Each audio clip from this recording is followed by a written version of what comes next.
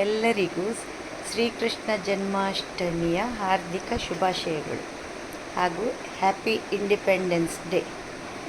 ಇವತ್ತು ನಮಗೆ ವಿಶೇಷವಾದ ದಿನ ಏನಂದರೆ 1994 ಆಗಸ್ಟಿನಲ್ಲಿ ನಮ್ಮ ಶ್ರೀಕೃಷ್ಣ, ನಮ್ಮ ಮನೆಯ ಶ್ರೀಕೃಷ್ಣ ಶ್ರೇಯಸ್ ಹುಟ್ಟಿದ ದಿನ. ಅವನ ಅಷ್ಟಮಿಯ ದಿನವೇ ಬೆಳಿಗ್ಗೆ ಹುಟ್ಟಿದ್ದು. ನನಗೆ ಅಂದರೆ 5 ವರ್ಷದ ನಂತರ ಅವನು ಹುಟ್ಟಿದ್ದು.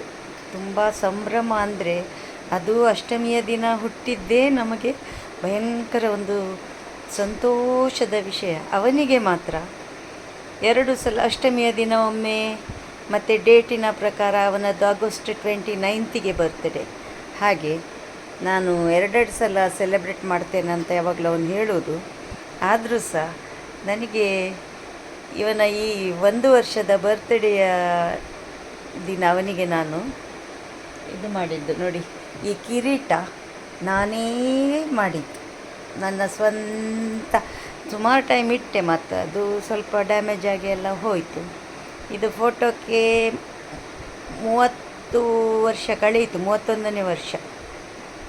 ಹಾಗಾಗಿ ಅಷ್ಟು ಜೋಪಾನವಾಗಿ ಇಟ್ಟಿದ್ದೇನೆ ನಾನು ಈ ಫೋಟೋ.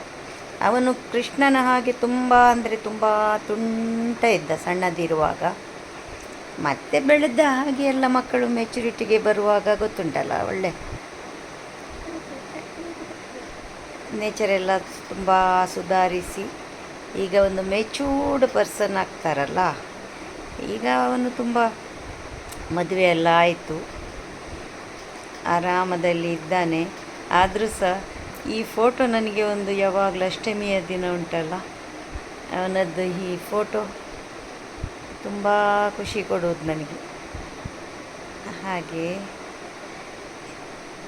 ಇವನಿಗೆ ವಿಶ್ ನೀವೆಲ್ಲ ಆಗಸ್ಟ್ 29ಕ್ಕೆ ಮಾಡಿ ಆಯಿತಾ.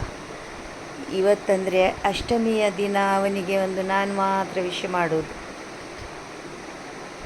ನಾನು ಮತ್ತು ಅವನ ತಂದೆ.